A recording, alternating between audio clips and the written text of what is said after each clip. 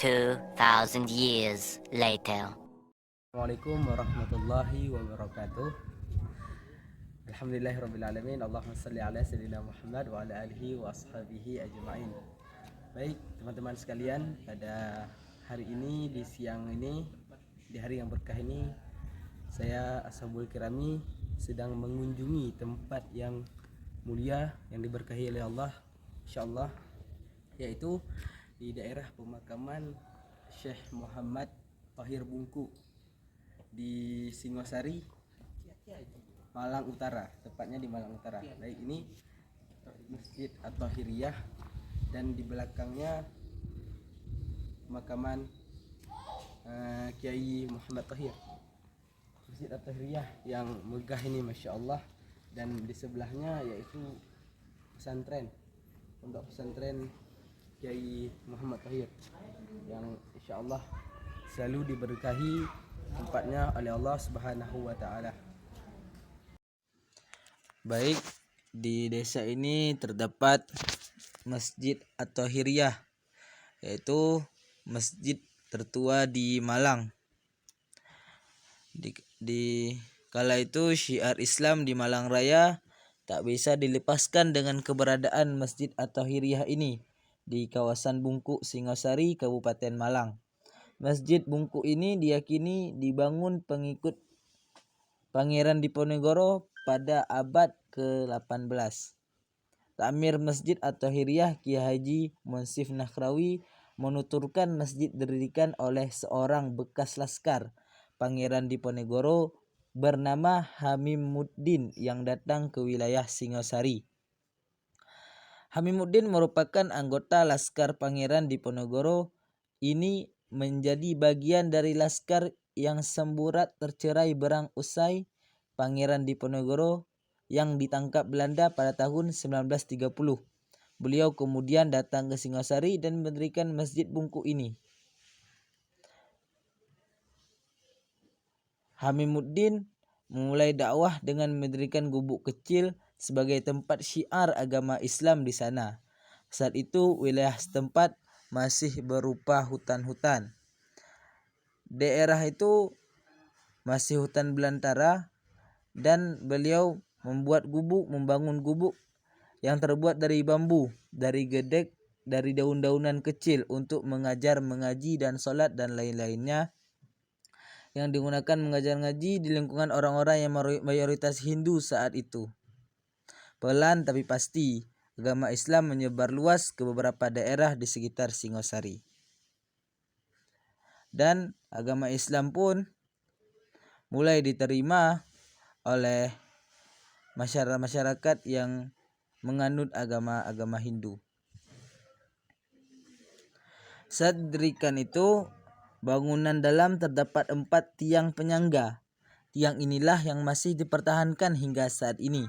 4 tiang itu membentuk persegi dan dilapisi oleh kayu jati dengan ukiran ayat-ayat kursi di atasnya.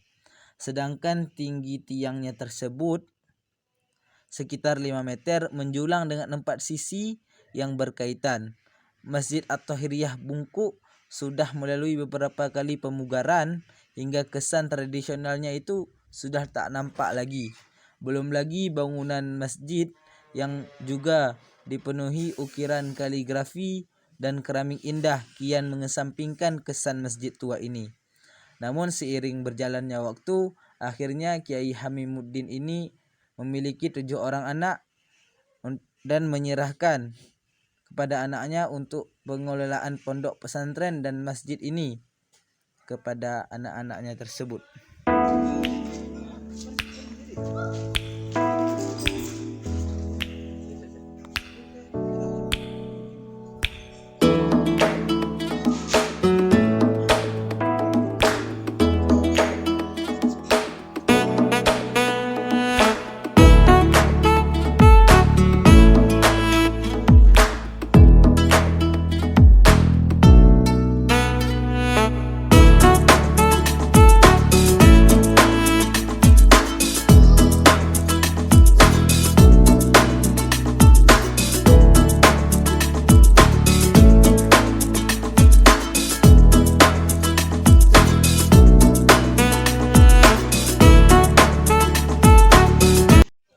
Dan ini saya memasuki lorong untuk langsung menuju ke daerah pemakaman Syekh Thohir Bungku.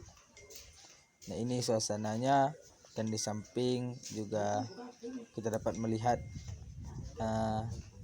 dalamnya masjid dan tempat duduk.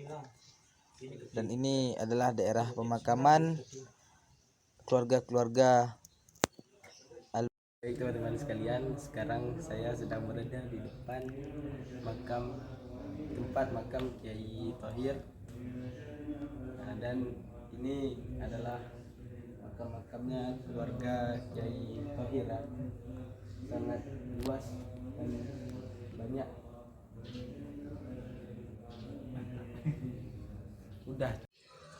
Mbah Thohir Bungku merupakan menantu Mbah Jamimuddin, seorang prajurit Pangeran Diponegoro yang lari ke Jawa Timur pasca Perang Jawa, yang kemudian membabat alas di daerah Bungku, Singosari.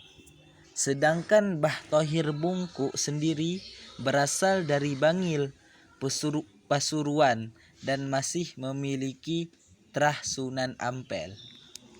Awal penyebutan istilahnya Bungku ketika Mbah Jamimuddin mengajarkan Islam di Singosari, cara bersembahyang yang membungkuk dan menyebar ke masyarakat luas. Cara bersembahyangnya tentu saja aneh bagi masyarakat sekitar yang kala itu banyak menganut agama Hindu. Akhirnya pesantrennya tersebut terkenal dengan sebutan Pondok Bungku hingga